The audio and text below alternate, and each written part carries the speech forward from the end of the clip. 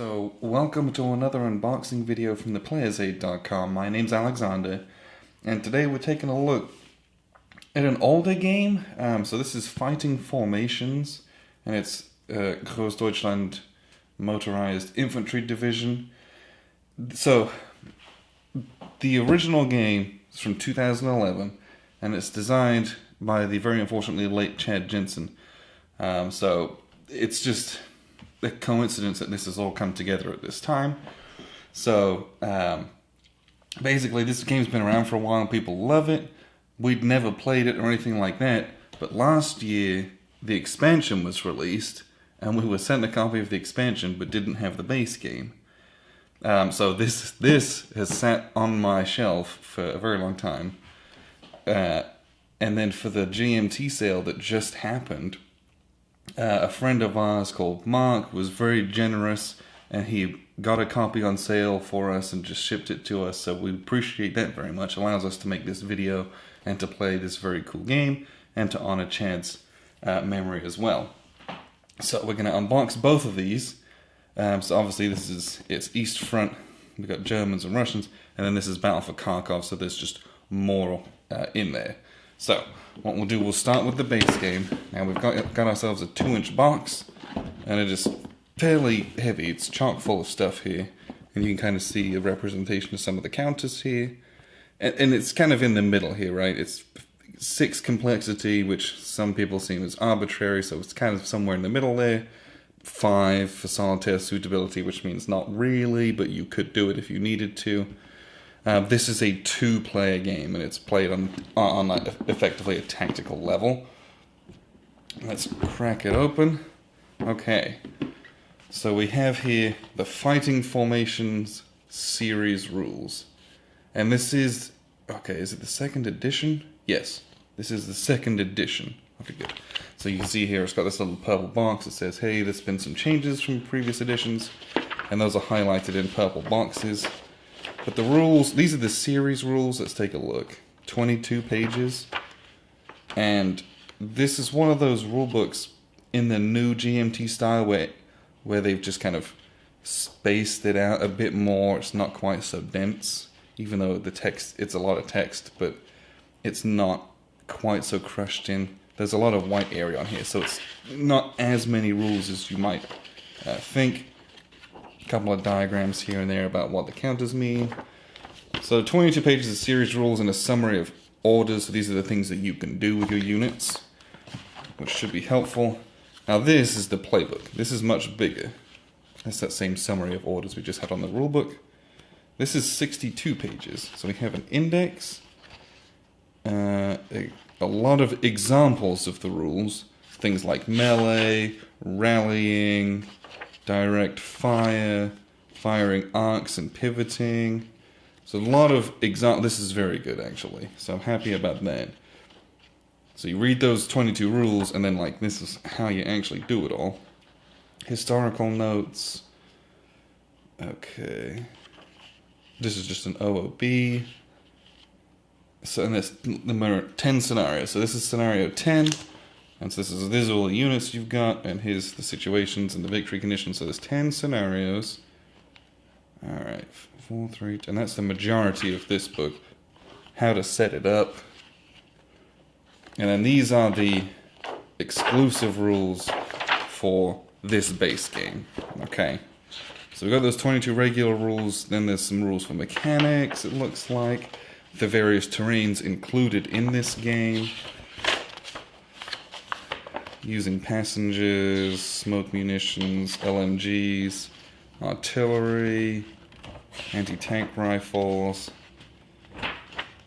So there's some more rules about specific weapons and specific scenarios, but a lot of this is scenarios and example play, which will be good. We have our GMT bag of bags. We have a couple of red wooden cubes here, as well as a little pawn, and the pawn's used to track I believe it's either movement points or actions that you spend. Oops, he says, spilling them everywhere. And the one thing when we took a look at this front was like, ooh, the dice. Most games you have a little a couple of D6s. So this one, we got a lot of different dice here. So we have 2 white D6s, and we have 2 yellow D8s, 2 orange D10s, 2 red D12s, and 2 black D20s. So we know we're going to be chucking dice for a lot of different types of things or different weapon systems, so it's nice that they include those and 2 of each of them as well, so that's always, I don't know, it's always fun to roll things which aren't D6s at times. We have a deck of cards here. Leave. I don't know if I can get them open. Alright. So this is the Fate card. This looks like it's one of those cards where if you roll, you can re-roll and give this to the other player. And this is a tiebreaker, so if you can hang on to it and not use it, you win in a tiebreak scenario. And the rest of these cards, okay, there's 2 decks. Oh, these are very new cards, a little bit stiff. So we have the German asset deck.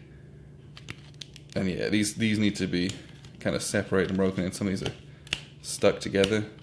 You can hear that clicking noise. So we'll have to play around with these. Oh, okay. They're crunching.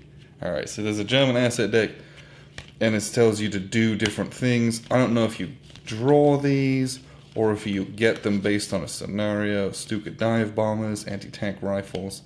A lot of those had those special rules in the scenario, so... yeah, smoke munitions, yeah. And then the Russians... oh, have the same thing. Light mortars, light batteries, and they, you know, tells you what to do. You got a nice cool picture on them. PTRD, anti-tank rifles. But a lot of those are similar in concept. They might have some differences with the commissars and things like that versus German leaders. Okay. And then everything else in here, I believe, is plaids and counters and a lot of maps. So, let's get it all open. To start with, here's the first sheet of counters. And you'll notice immediately, first of all, you have your little infantry counters. So we've got some grenadiers and some rifle units. These are kind of your regular counters. Then we have these really long, kind of double-sized. We have 88, 76 millimeters. These are kind of those dual long rectangular counters. And all the tanks are that way too. So you got Panzer 3s, Panzer 2s for command, and a couple of different shaped markers, circular and hexagonal. And we've got some of these hiding markers as well. These are all double-sided. Oh, that's interesting. I'm just going to pop this open. Or punch one of these. These are the thick grey core. So normally, here's a Panzer 3. You would flip it over, and it's its reduced side. This one, you flip it over this way, I guess. That doesn't make a difference in any way, shape, or form, but that's just what they've chosen to do with this one. So here we've got some Russian SMG teams, and you got the Maxim MGs that they're pulling along on wheels, T-70s. We have Hanamags and some other transporters, Panzer 4Fs, a lot of grenadiers. And then we got T-34 76s, and we got some long barrel Panzer 4Fs, and we have our MG42s. Just huge overkill. Those things were so powerful. Some more T-34s, like a lot of T-34s. And there's also some KV-1s. And then we have some assault guns, Stug 3s, MG34s. There's a lot of guys on here as well. These are all, so you've got 4 sheets of units, basically. And then we have administrative markers. We have some broken, pinned, shaken, suppressed, smoke markers. And the smoke markers have a 2 value and a 5 value. And this is some sighting markers. I don't have to spot each other, I guess. Spent markers, control couple of different wrecks and bits and pieces for reinforcements. Just some admin markers there as well.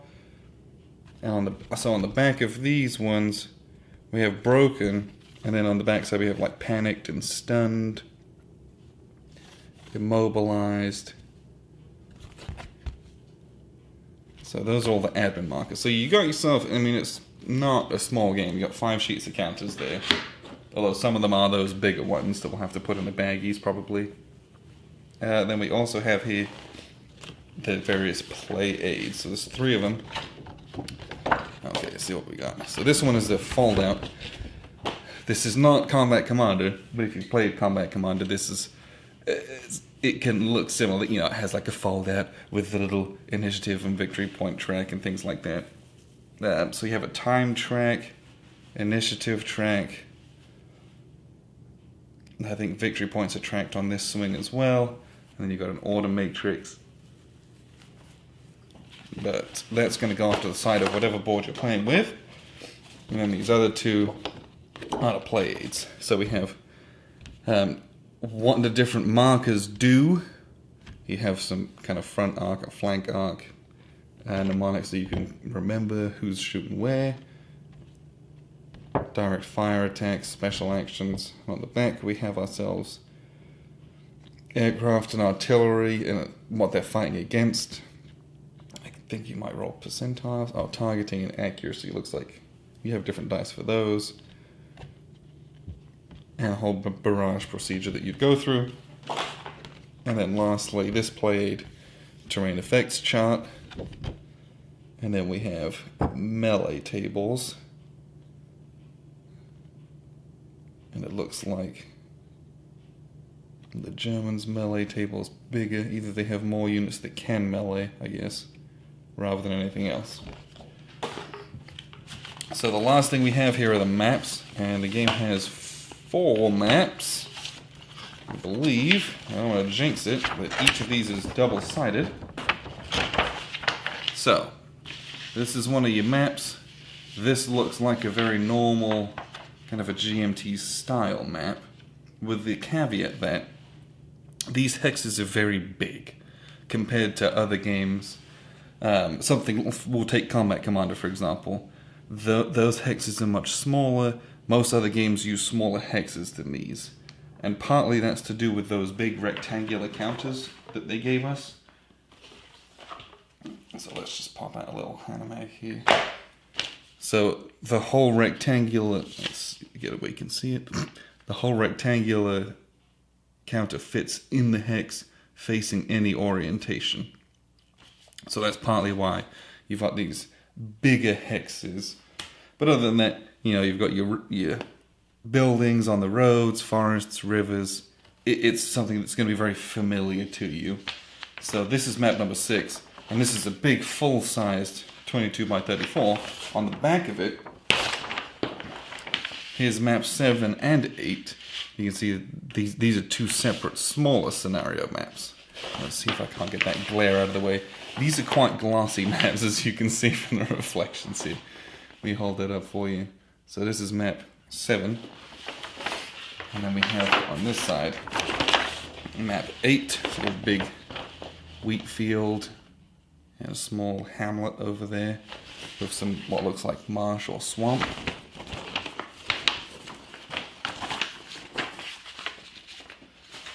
So we have on this one, let's see what we have. Do we follow a theme? No. This is 2 big maps. Oh, indeed, this is 2 very big maps. So this is map 2A. As you can see, this has got a fairly, sizable town. But this one, you can see this one goes right up to the map edge over here. The rest of them have this kind of border. That's because this is actually a 2-mapper. So this is map... Oh, why did they do... Okay. What's the orientation? Let me figure this out real quick. So this is map 2B, and you just lay this one on top of this one, like so. Ish. And so it lines up nicely, but there's a 2-mapper. So you can get some pretty big scenarios, some pretty small scenarios. This is map 3. But as you can see, it's World War II, it's terrain, it's not anything you're going to be racking your brains over, well, this one looks very open. There's what looks like to be some kind of rough terrain, but that's a lot of open space for what I hope is a big tank battle. That would be very cool. This is map number 1. Oh. And then the last map we have is... Ooh, we have Cemetery Hill, is what it's called. So you got a big hill in the middle, so you can see the different levels of relief going up to the top. And on the back side, we have map number 5. Ooh. So this map, obviously you got your big forests and the river and the road going through. But this map has an edge here, which means one of these other maps probably sticks onto it lengthwise, but I'm unsure about that. Only because I didn't see that yet, which scenario that would be. But that's everything that you get in this base game. And what we'll do is we'll whip open the expansion here real quick. And we will take a look at that because they're both still available. Let's swap this up, get this gone. Alright. Okay. So the expansion is one of the very thin, kind of 1.5 inch boxes. And this is just more of the same, with some different settings and rules kind of thing. So everything in this one is combined in a playbook. You remember we had the series rules and then the exclusive rules, which had all of that, examples and scenarios in it. Everything's combined into a playbook in this one. So to start off, we have an introduction, but then it's scenario 11 through 15, 17, 19, 20. So we're gonna... Oh, okay. I wonder if there's any actual extra rules in this, or if it's just more cool stuff. It doesn't look immediately like it. Einstein's counterattack. Oh, yeah, there's just some history, and then an extra 10 scenarios, which is amazing. This literally doubles the size of your game, so that's actually very exciting, if I'm honest with myself. There's only half a sheet of counters, so you can use all the stuff from that base game. Plus we've got some better T-34s, and we got some Tiger tanks, and we've got some armored Panzer IIIs, Pak-40s, and some artillerymen. So you've got these really weak artillerymen who were, on the retreat, were forced to find the front lines because they were getting very thin. And you got some T-26Bs at the top there. And some of these Russian assault gun type tank hunters, which are... You don't see those very often in a game, I'll be honest. So we have updated play aids, so they have the new units on here as well, but other than that, these are the same with those melee tables, your barrage procedure.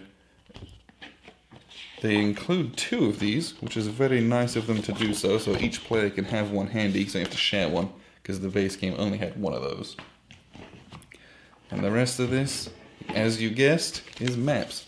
1, 2, 3, 4, 5 maps. There are more maps in this than the base game. That's amazing. With that being said,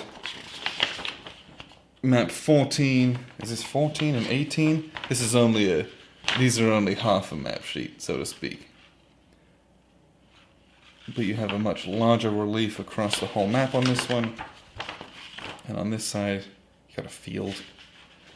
So we'll play some smaller scenarios. I always like the option to have some really big, some really small, some normal in the middle.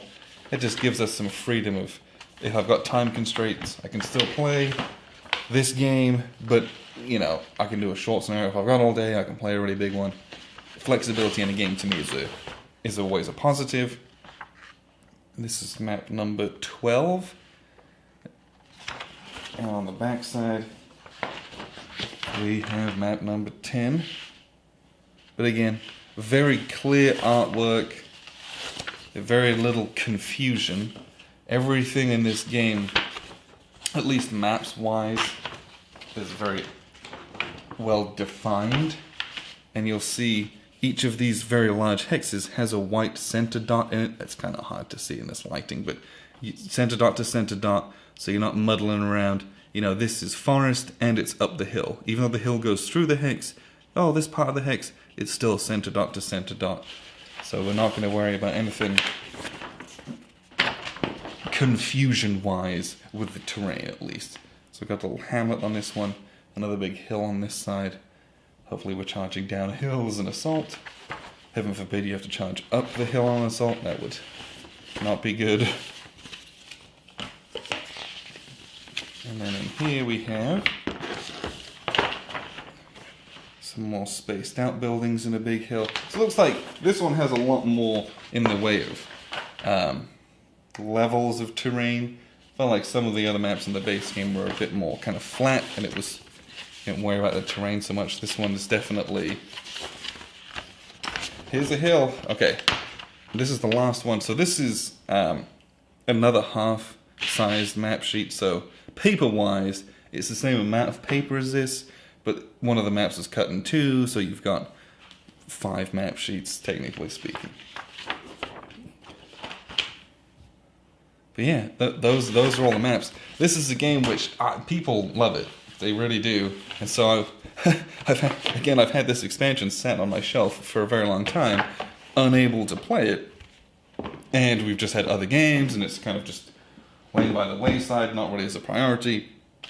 So we want to thank Mark one more time for getting the base game for us. It was very, very generous of you.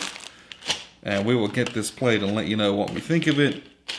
And it'll be a nice way to, you know, experience more of Chad's designs, because the games we've played of his, Combat Commander, Dominant Species, we always love them. He's a great designer, and, you know, we're just excited to see this one and see more of what he was able to give to the hobby. So we appreciate you guys tuning in and watching. This has been Fighting Formations and the expansion Battle for Kharkov from GMT, and I've been Alexander from theplayersaid.com.